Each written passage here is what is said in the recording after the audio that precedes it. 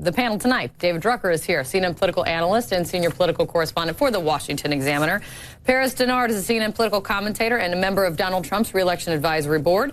Mike Morey is here, Democratic strategist and former communications director for Democratic Senator Chuck Schumer, and Susan Del Percio, Republican strategist and director of Susan Del Percio Strategies. It would be weird if it was my name. David, the New York Times is reporting that Trump's aides and closest advisors, as a legislative aide even, are telling him that it's bad out there, essentially, and that they're basically all but giving up on keeping control of the House. He is essentially saying that he's not worried about it, is what the take is. What are you hearing? Well, look, I think that Republicans that are really tuned into this stuff know that the House is in deep trouble. There is some optimism among some elected Republicans and even some strategists who do look at 2016 and say, you know what, they told us Trump was going to lose, he won. They told us the Senate was dead, we held the Senate. And we did great in the House. And so there are some Republicans that think, just like in 2016, it's all a bunch of, let's just say, fairy tale talk by the Democrats, and we are going to be just fine. I was out in Utah about a week ago. Mitt Romney said, what do you mean we're going to gain House seats? I think everything's just A-okay.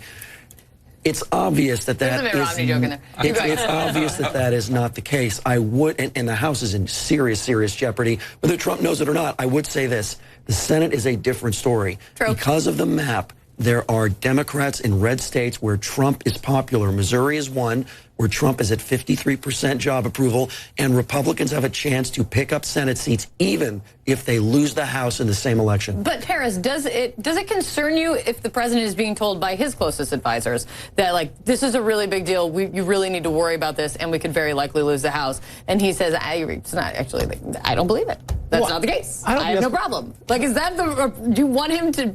Is denial a good thing here? I don't think the president is in denial. I think the president is remembering the fact that he is the head of the party, the head of the Republican Party. And so if we were to take what I'm sure a lot of Democrats would want him to do and go out on the campaign trail and say, you guys, it's bad, we're going to lose, go home, forget about this rally. That's a great campaign message. That's a horrible campaign message, and you know that. And so what he's doing is being the eternal optimist and saying, look, it's going to be difficult because, you know, historically it always is difficult for the party in power. Yep.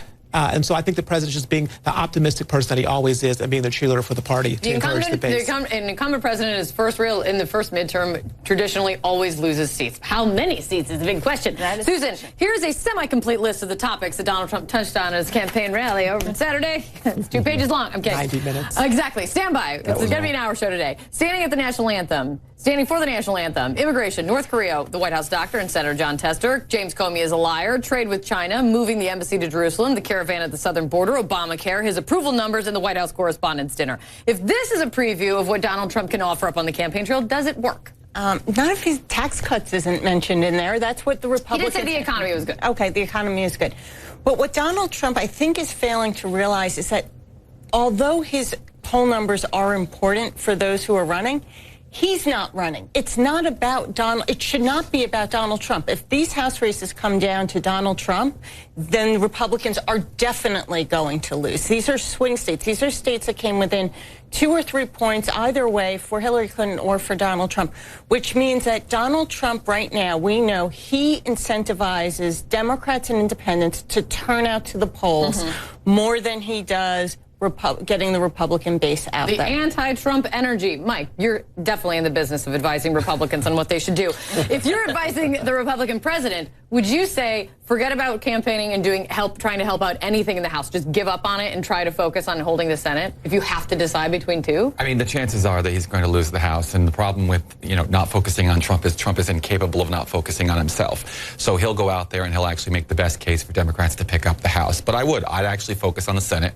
I think there's a greater likelihood that they could hold the Senate, but I would take exception to the notion that there are going to be clear pickups in red states. Speaking, Claire McCaskill's breaking even right now in a state where Trump is winning. She should be down by 10 points.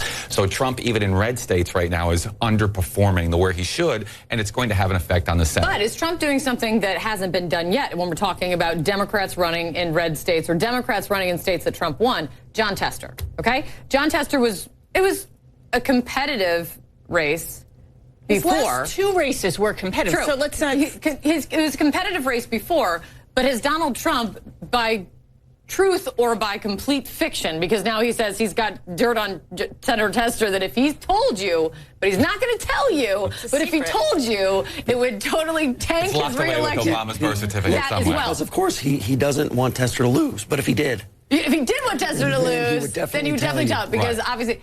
But now is Tester, though, now on defense where he would need to be on offense in his election? Well, look, you don't want to be Tester in a state like Montana. You don't want to be going against the President of the United States. And however, that being said, do I think that the idea that the VA secretary got shuttled is somehow going to kill Tester? No, I don't. Okay. But I certainly wouldn't want to get into a tit for tat with the President of the United States, particularly a Republican president from a state like Montana. But at the end of the day, I think Tester's cut himself a pretty moderate profile and has a pretty good sort of pulse of Montana. So I'm not too worried. Here, try this quote on for size, Paris. I didn't leave the Republican Party. The Republican Party left me. That is the current Ohio governor, former Republican presidential candidate John Kasich. No fan of Donald Trump, for sure. But he's making the point that he's trying to create a new home, a happy home for Republicans to come if they don't want to go the Donald Trump route. Yeah, look, there's something happens in elections called when you lose, you just bow out gracefully. And I think what he's seeing is that if you don't want to be a part of the party has not changed. They just didn't want to. You don't think the party's changed? No, I don't think the party. I don't think the party's changed. But I think that's only if you recognize that Donald Trump is really a Republican. You're going to lose a shouting match today, David, only because you're going hoarse. I know. Look, Paris is right that I think John Kasich has been a sore loser. I think most Republicans would say, I didn't leave John Kasich. I was never with John Kasich. He annoyed me.